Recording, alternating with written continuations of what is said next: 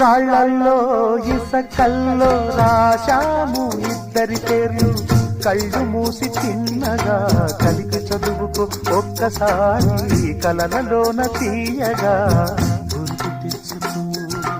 రాళ్ళల్లో ఇసకల్లో రాశాము ఇద్దరి పేర్లు, కళ్ళు మూసి చిన్నగా కలిపి చదువుకో ఒక్కసారి కలలలోన తీయగా గుర్తు తెచ్చుకో.